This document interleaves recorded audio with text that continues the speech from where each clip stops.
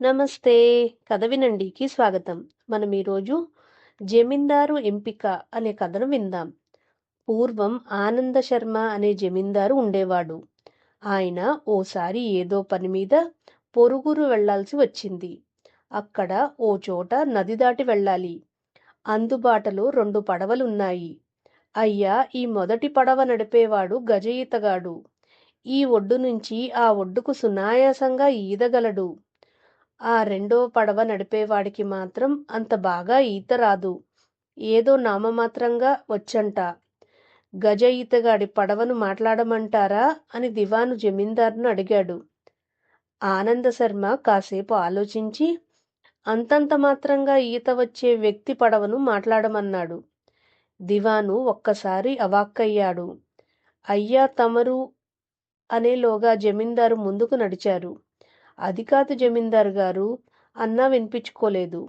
జమీందారు వెళ్ళి ఈత సరిగ్గా రాని వ్యక్తి పడవెక్కి కూర్చున్నాడు.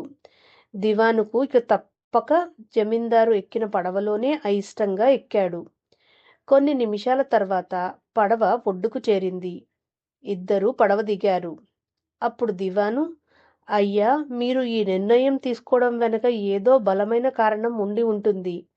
నా బట్టి బుర్రకు తట్టలేదు. నా కోసం కాస్త విడమర్చి చెబుతారా అని అడిగాడు.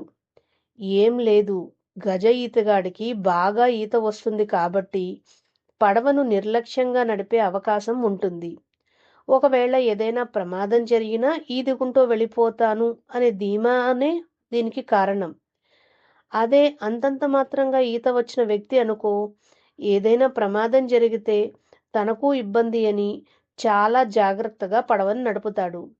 అందుకే ఈత సరిగ్గా రాని వ్యక్తి పడవ ఎక్కడమే మంచిదని చెప్పి ముందుకు కదిలాడు జమీందారు. అవును, నిజమే అన్నట్లు నవ్వుతూ తలూపుతో జమీందారును అనుసరించాడు దివాను. కథా సమాప్తం.